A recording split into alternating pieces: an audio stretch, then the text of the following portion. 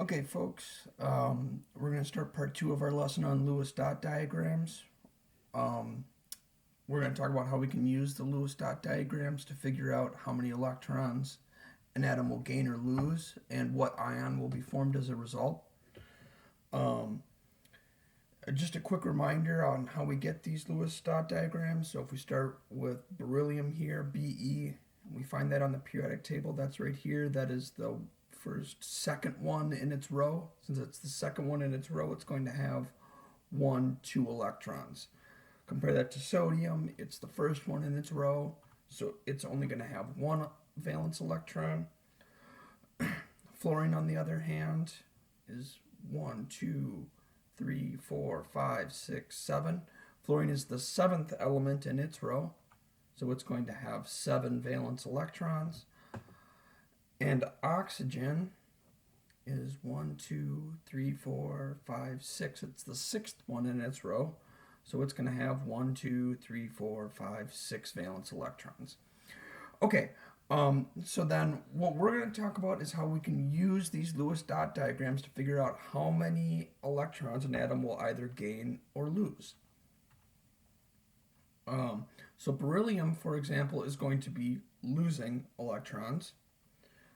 It's going to lose 2 electrons, right? Both of the 2 valence electrons that it has. When it loses 2 electrons, the ion that will be formed, now pay attention, this is how we write our ion. So we start with the chemical symbol Be.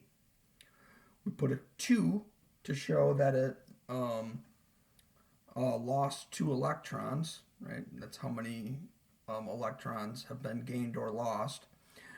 And then the positive charge tells us that beryllium is going to have a positive charge. It's going to be a positive atom. And we can tell that's going to happen because it loses electrons. Since it lost electrons, that means it's going to have more protons than it has electrons.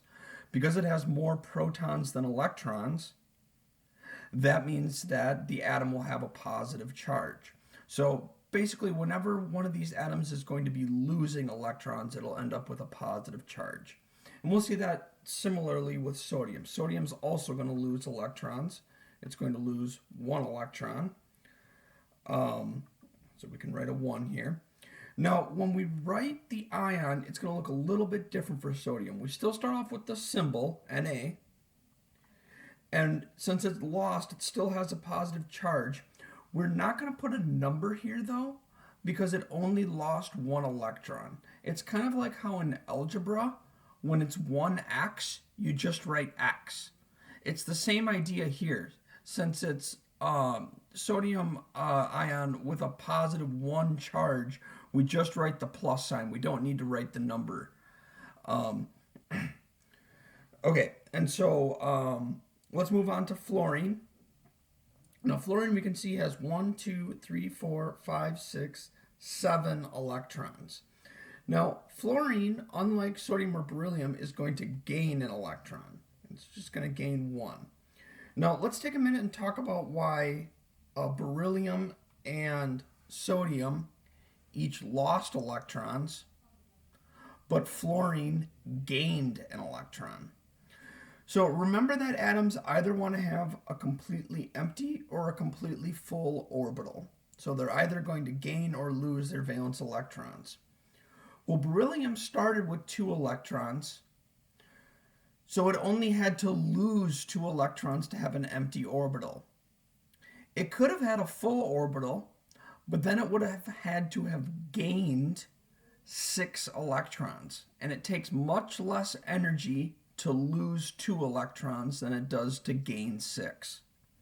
Same thing with sodium, right? It had the option to lose 1 and have an empty orbital, or gain 7 and have a full orbital. It takes much less energy to lose 1 than it does to gain 7.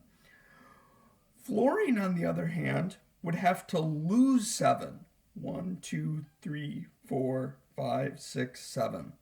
That would take a lot of energy. So it takes much less energy for fluorine to gain 1 electron and have a full orbital. You can sort of think of it like this. Think about the 2 scenarios. How many electrons would it have to lose to have an empty orbital? how many electrons would it have to gain to have a full orbital? And whichever number is less, that's the right answer. So really, this number in here should always pretty much be 1, 2, or 3. There are some examples of elements that will lose 4 electrons. We're not going to go over any in this course. So if you think it's going to be that the atom is like losing a certain amount of electrons and you end up and it's like 5 or something, you probably did it the wrong way, because you should never have a number that big. It takes too much energy to gain or lose that many electrons. Okay, so back to fluorine. Fluorine started off with 7. It takes much less energy for it to gain 1, so it's going to gain 1. So let's draw the ion that's formed. We're going to start with the chemical symbol, F. And then, much like sodium, we're not going to write the number because it only gained 1. Right? If it had gained 2 or 3, then we would write the number up here. But since it only gained 1, we're just going to write the charge. Whenever you're gaining electrons, it's a negative charge. So when you lose electrons, it's a positive charge. When you gain electrons, it's a negative charge. All right, and then last up is oxygen. Oxygen has 1, 2, 3, 4, 5, 6 electrons. And so much like fluorine, it's going to be much easier for it to gain 1, 2 electrons than it is for that atom to lose 6 electrons. So this one's going to be a gainer. It's going to gain 2 electrons and have a full orbital. Okay, the ion that's formed, it's going to be the oxygen ion, so we need to write the chemical symbol for oxygen, O. It gained 2 electrons, so we're going to write a 2. And then again, just like fluorine, since it gained, it's going to have a negative charge. So oxygen gained 2 electrons, so it has a negative charge. Okay, hopefully this makes sense. Ask me a question. If it doesn't, you can always send me an email, or if you're doing this during class hours or office hours, you can join the video chat and ask a question that way. I'm here to help you. So you're going to go through and work through these practice problems. It's the exact same process. You'll say whether it's going to gain or lose electrons. You'll fix your picture. You'll tell me how many electrons it gained or lost, and then you'll write the symbol for the ion that formed. Let me know if you have questions. Thanks. Bye.